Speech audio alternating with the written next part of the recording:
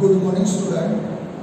मैं 11th science का जो अपना पहला टॉपिक है वो जो अपना बेसिक केमिस्ट्री के जो पॉइंट है उसके आधार से आगे आते हैं।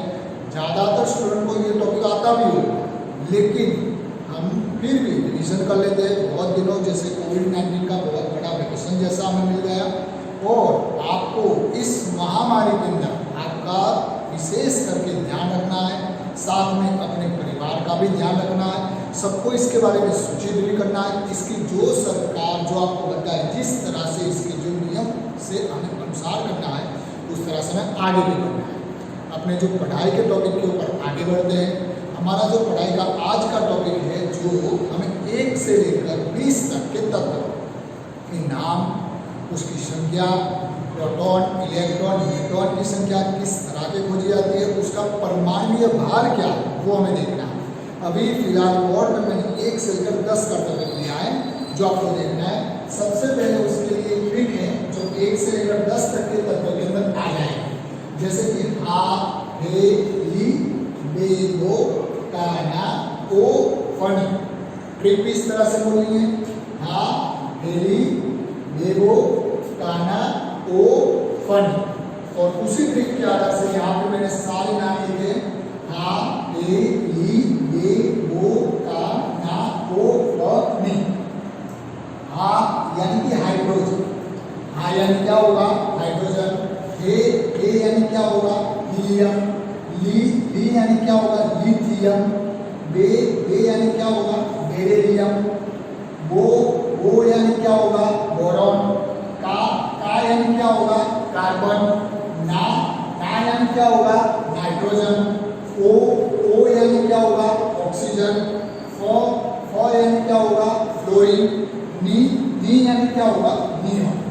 ये लाइन से हमें आनी चाहिए। Hydrogen, helium, lithium, beryllium, boron, carbon, nitrogen, oxygen, fluorine और नियॉन। और ये लाइन से हम बोल पाए, इसीलिए कि आपको ट्रिक बता दिए, उसके आधार से हमको क्या हो जाएंगे याद। और लाइन से ही क्यों याद रहना चाहिए, क्योंकि जो पहला था जैसे कि हाइड्रोजन, तो उसका परमाणु क्रम Z को हम क्या कहेंगे परमाणुीय क्रमांक कहेंगे। Z को हम क्या कहेंगे परमाणु क्रमांक कहेंगे। तो हाइड्रोजन का परमाणु क्रमांक क्या है 1। हीलियम का परमाणु क्रमांक क्या है 2। लिथियम का परमाणु क्रमांक क्या है 3। बेरिलियम का परमाणु क्रमांक क्या है 4। बोरॉन का परमाणु क्रमांक क्या है 5। कार्बन का परमाणु क्रमांक क्या है 6। नाइट्रोजन का 7, ऑक्सीजन का 8, फ्लोरीन का 9 और नियॉन का 10। लाइन से 1 2 3 4 5 6 7 8 9 10 लाइन से जैसे हमारे तत्व थे वैसे हमारे परमाणु क्रमांक लाइन से एक के बाद एक नंबर लेके आ रहे हैं। अब जो परमाणु क्रमांक है, जो भी परमाणु क्रमांक है, आपको यहाँ पे इक्वेशन लिखा है Z परमाणु क्रमांक इज इक्वल टू प्रोटॉन की संख्या इज इक्वल टू इलेक्ट्रॉन की संख्या। अगर तत्व उदासीन है तो जो प्रोटॉन की संख्या है वही इलेक्ट्रॉन की संख्या होगी। लेकिन ध्यान में ये रखना है कि तत्व क्या होना चाहिए उदासीन। अभी ये सारे तत्व क्या है उदासीन। उदासीन हमें कैसे पता चलेगा, अगर तत्व के ऊपर कोई आवेश ना लिखा हो प्लस या माइनस का, तो वो क्या है उदासीन। अभी सारे उदासीन ही दिए, यानी अभी के लिए आप इतना ही समझ लो Z is equal to P is equal to P यानी क्या था प्रोटॉन की संख्या, E यानी क्या है इलेक्ट्रॉन की संख्या। तो अब ध्यान दे जो Z की वैल्यू है वही P की वैल्यू है और वही E की है। E यानी इलेक्ट्रॉन, यानी जो परमाणु क्रमांक है परमाणु क्रमांक इज इक्वल टू प्रोटॉन की संख्या इज इक्वल टू इलेक्ट्रॉन की संख्या। वैसे यहाँ पे हीलियम का परमाणु क्रमांक कितना है 2। हीलियम का परमाणु क्रमांक 2 है तो हीलियम के प्रोटॉन की संख्या भी 2, इलेक्ट्रॉन की संख्या भी 2। लिथियम का परमाणु क्रमांक 3 तो उसके प्रोटॉन की संख्या भी 3, उसके इलेक्ट्रॉन की भी संख्या 3। ऐसा क्यों, हमारा इक्वेशन है परमाणु क्रमांक इज इक्वल टू प्रोटॉन की संख्या इज इक्वल टू इलेक्ट्रॉन की संख्या। वैसे ही सबके अंदर होगा, जैसे कि मान लो नाइट्रोजन, तो नाइट्रोजन का परमाणु क्रमांक कितना है 7, तो उसके प्रोटॉन की संख्या भी कितनी है 7, उसके इलेक्ट्रॉन की भी संख्या कितनी है 7। यानी ये वाली लाइन अपनी क्लियर हो गई। Z is equal to P, P is equal to E, यानी अपने 3 कॉलम परमाणु क्रमांक, प्रोटॉन और इलेक्ट्रॉन, जो क्या हो गए कम। अब हम देख रहे हैं परमाणुीय भार। परमाणु भार के एक सिंपल सा टॉपिक है, हम हाइड्रोजन को अवॉइड करेंगे, हाइड्रोजन को अवॉइड करेंगे। फिर आपको नंबर याद रखने 1 से 10 के लिए, केवल 1 से 10 के लिए जो है 3 नंबर, 4 नंबर, 5 नंबर और 9 नंबर मैंने ब्रैकेट कर दिया। 3, 4, 5 और 9 ये 4 नंबर में आप देखोगे हाइड्रोजन को हमने अवॉइड किया है, हाइड्रोजन को अवॉइड किया, बाकी के नंबर थे 3, 4, 5 और 9। अब इसके अंदर क्या होगा वो मैं आपको बताऊंगा। हाइड्रोजन को अवॉइड किया उसका मतलब परमाणु क्रमांक जो होगा वही उसका क्या है, परमाणु क्रमांक।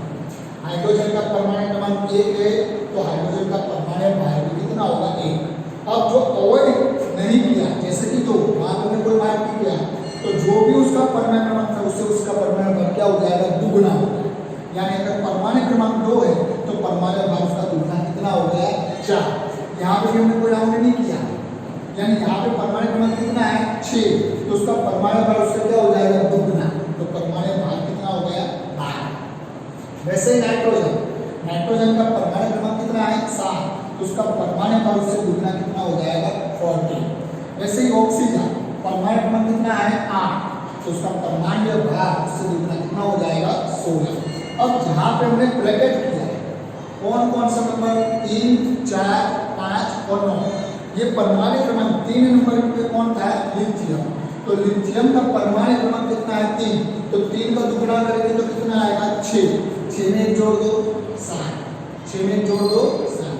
वैसे ही बेरिलियम में हमने चौरस किया तो 4 का दुगुना 8, 8 में 1 जोड़ दो कितना आएंगे, 9।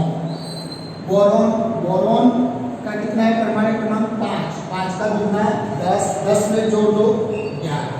वैसे ही फ्लोरीन, फ्लोरीन 9, 9 का दुगुना 18, 18 में जोड़ दो 19। यानी उतना है 1 से लेकर 10 के अंदर हाइड्रोजन को अवॉइड करेंगे, यानी 1 का क्या रखेंगे, बाकी 3, 4, 5 और 9 पूर्ण शब्द में हमें दुगुना भी करना है और दुगुना करके 1 जोड़ देना। जैसे कि 3, 4, 5, 9 में हमने दुगुना करके 1 जोड़ दिया। बाकी जिसमें हमने कुछ नहीं किया, जैसे 2 का तो केवल उसमें क्या कर दिया, दुगुना, 6 का दुगुना 12, तो उसका क्या आ जाएगा, परमाणु भार। यानी हमारा परमाणु भार वाला क्वेश्चन भी क्या हो गया, कंप्लीट।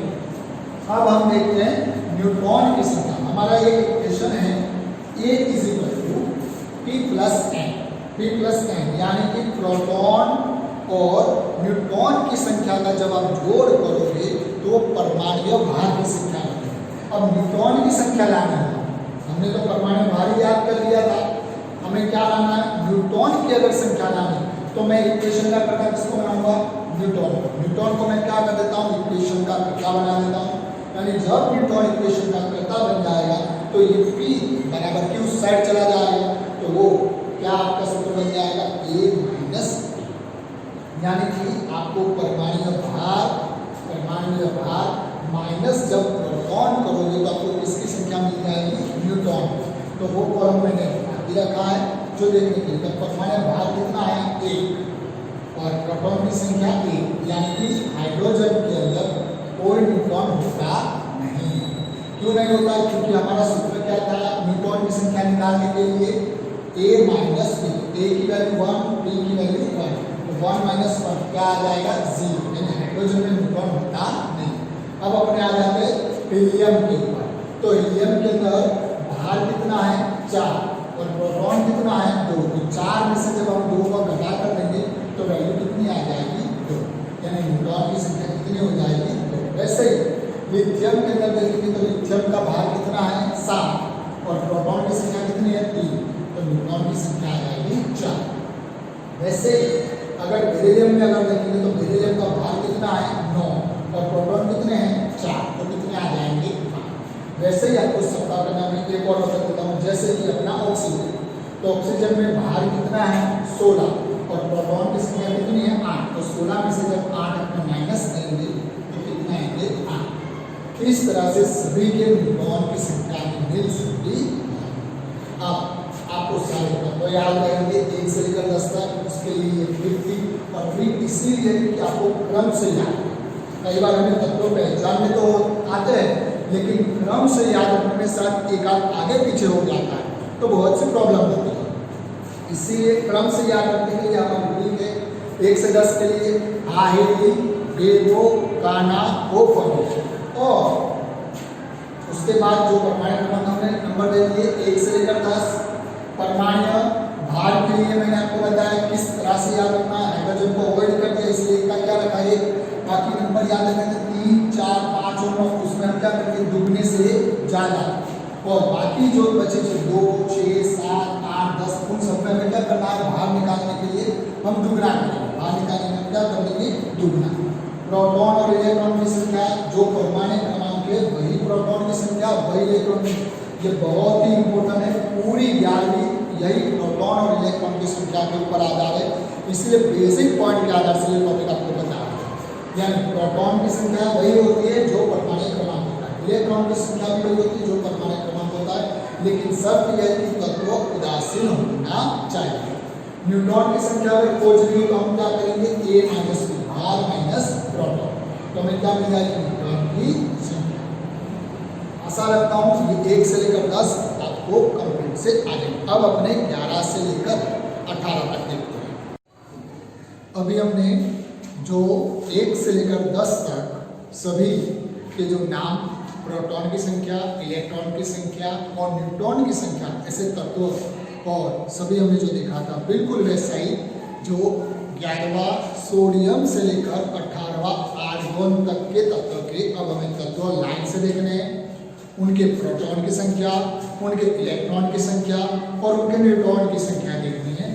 जैसे वहां पे मैंने आपको 1 से लेकर 10 के लिए जो ट्रिक दी थी, आहेली, बेगो, काना, ओ, फनी, वैसे ही 11 से लेकर 18 तक के तत्वों को याद रखने के लिए आपकी जो ट्रिक है यहाँ पे ध्यान रखिएगा। यहाँ पे ट्रिक बताइए, एरो से मैंने दर्शाइए। सोमेश एसी को पीएससी सेंटर पे ले आया।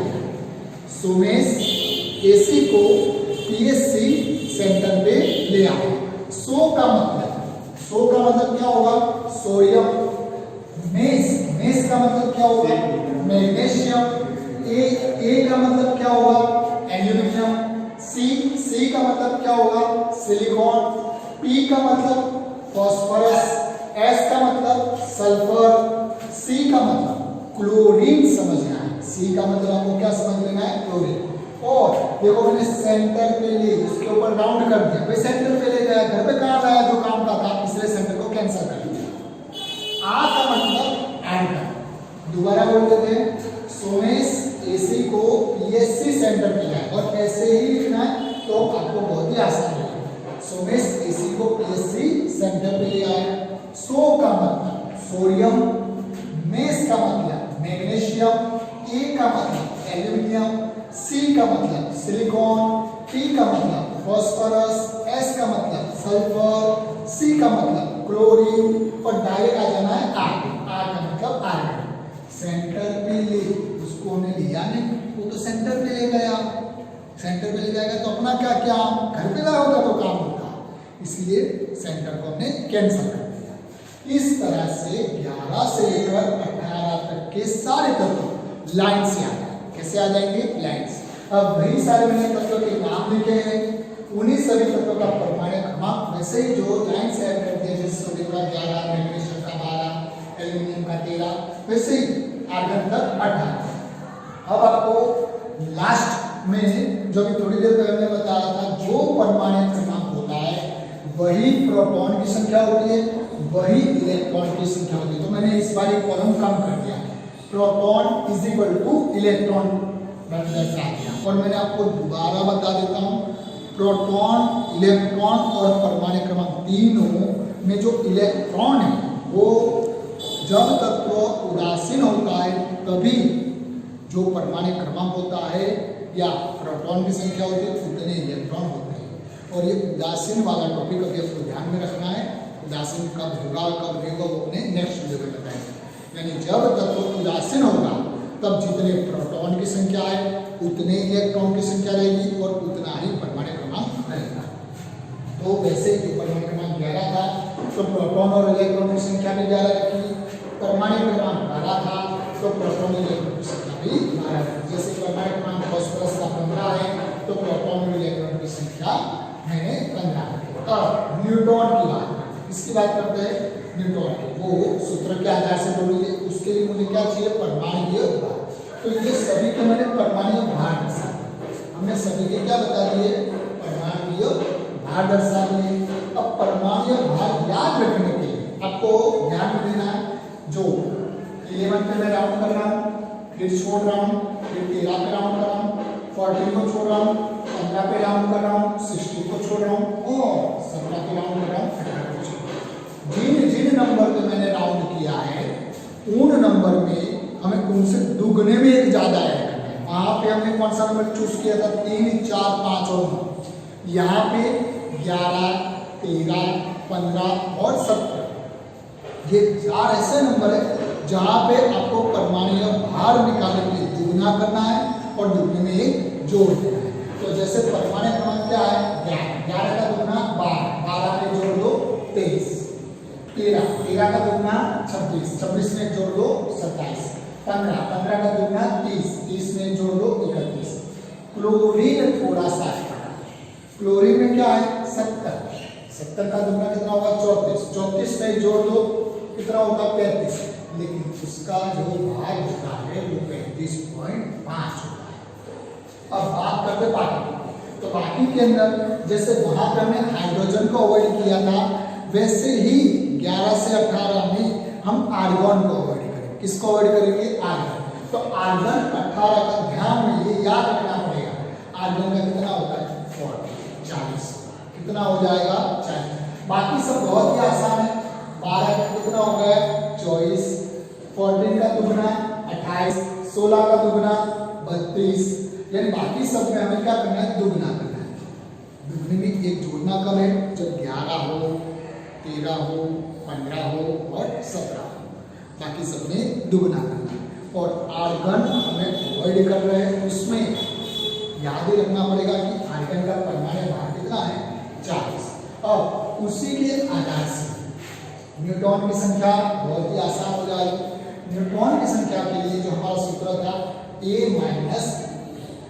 A माइनस, तो जब 23 में से 11 अगर अपने हम निकाल देते हैं तो कितने आ जाएंगे, यानी यहाँ देख रहे हो सोडियम के अंदर न्यूट्रॉन की संख्या कितनी हो जाएगी 12।